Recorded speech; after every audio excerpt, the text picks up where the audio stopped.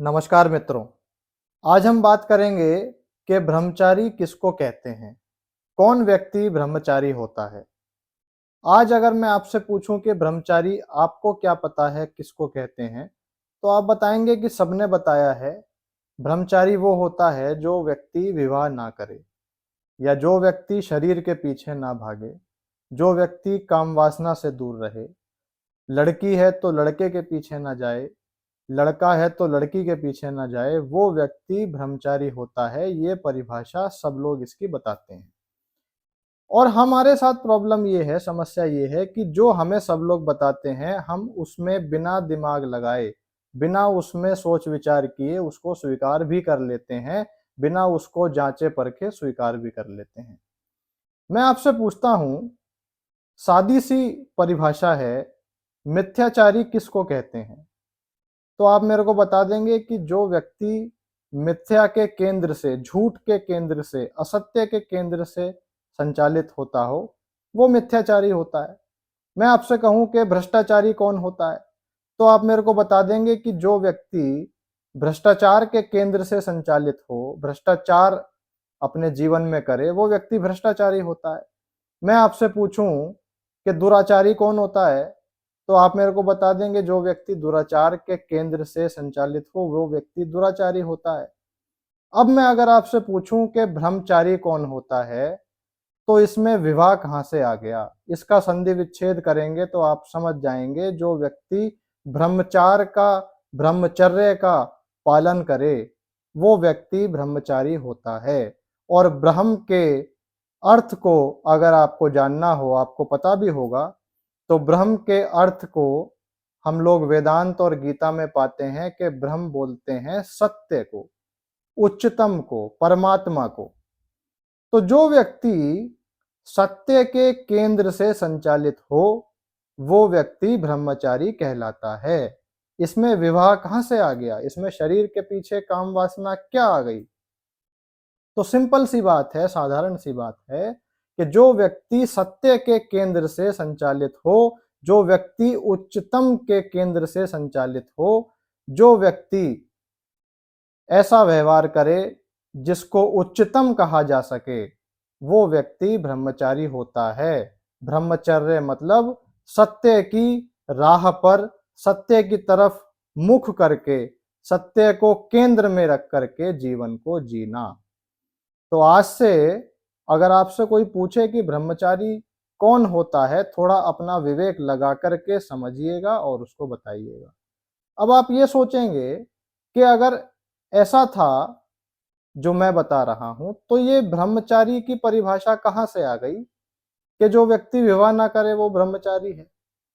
तो इसका साधारण सा जवाब मैं आपको आज बता देता हूं। हम लोगों की एक आदत हो चुकी है, मनुष्यों की एक आदत हो चुकी है कि हम लोग हर चीज की परिभाषा अपने स्वार्थ को केंद्र में रख के कर देते हैं। हमारे स्वार्थ से मतलब है, जिस भी चीज में हमारा काम, क्रोध, लोभ, मोह, मद और मात्सर्य छुपा हो, उस चीज को स्वार्थपूर्ण बोला जाता है। जैसे आज के समय में अगर आपसे कोई कहे कि सफलता की परिभाषा क्या है, किस व्यक्ति को सफल माना जाए, तो हम लोग बोल देंगे कि जिस व्यक्ति के पास ज्यादा धन है, उसने बड़ा घर बना लिया है, बड़ी गाड़ी खरीद ली है, महंगे कपड़े पहनने लग गया है, उसको आप सफल मानेंगे। अब मुझे ये बताइए कि ये परिभाषा हमने अपने लोभ को केंद्र में रख के कर दी है ना, हमने सत्य को केंद्र में रख के थोड़ी ना कर दी है। किस ग्रंथ में, ज्ञान के किस ग्रंथ में ये लिखा है कि जो व्यक्ति बड़ा घर, बड़ी गाड़ी बना लेगा, खरीद लेगा, उसको सफल माना जाएगा? तो हमने सफलता की परिभाषा भी लोभ को केंद्र में रख के कर दी है। ऐसे ही हमने और भी चीजों की परिभाषाएं कर दी हैं।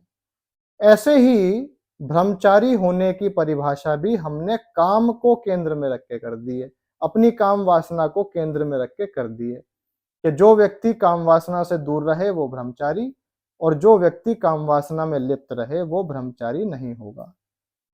तो इसका सीधा सा अर्थ मैं आपको ये बताना चाहता था कि जब भी आप किसी चीज को जानें, तो उसकी जांच पड़ताल करें और सत्य को केंद्र में रख करके उसकी परिभाषा को समझें। और वेदांत और गीता से जुड़े हुए विषयों को, प्रकाश को केंद्र में रख करके उसकी भाषा को समझें। जो लोग भाषा सब बता रहे हैं, उसको जरा समझने से, जानने से, मानने से पहले थोड़ा उस पे शक किया करें, चिंतन किया करें, अपने विवेक का इस्तेमाल किया करें। तो आज ब्रह्मचारी होने के सही अर्थ से आपको रूबरू कराने का मकसद यही था कि जब आप ब्रह्मचारी अपने जीवन में बन करके रहेंगे, तो जो ये तमाम बातें हैं कि लड़की के पीछे भागना या और किसी छोटी चीज के भागना, जब आप उच्चतम के साथ बैठे होंगे, जब आप सत्य के साथ बैठे होंगे, तो आपको ये चीजें बड़ी तुच्छ लगने लग जाती हैं, बड़ी छोटी लगने लग जाती हैं। तो जो ब्रह्मचर्य है, ऐसा मानिए कि वो एक विशाल पेड़ है और काम वासना उस विशाल पेड़ में लगा हुआ एक छोटा सा पत्ता है जो आपको बड़ा छोटा लगने लगा है। जब आप ब्रह्मचारी हो जाते हैं, सत्य के साथ हो जाते हैं, उच्चतम के साथ हो जाते हैं, तो आपको ये सारी बातें बड़ी छोटी लगने लगती हैं। जिसमें काम, क्रोध, लोभ, मोह, मद और मात्सर्य है, आपको वो सारी बातें बड़ी छोटी लगने लगती हैं। इसलिए फिर आप लड़की हैं तो लड़के के पीछे नहीं भागते और लड़का है तो लड़की के पीछे नहीं भागते। तब ब्रह्मचर्य में स्वतः ही ऐसा हो जाता है। तो मैं आपसे निवेदन करूंगा कि जिस भी चीज को जानें, उसको मानने से पहले उसको परखें और सत्य को केंद्र में रख करके उसको फिर जान करके अपने जीवन में उतारें। आगे भी मैं वेदांत और गीता से जुड़ी हुई ऐसी बातें आपके समक्ष लाने का प्रयास करूंगा। आज की इस वीडियो को सुनने के लिए बहुत बहुत धन्यवाद।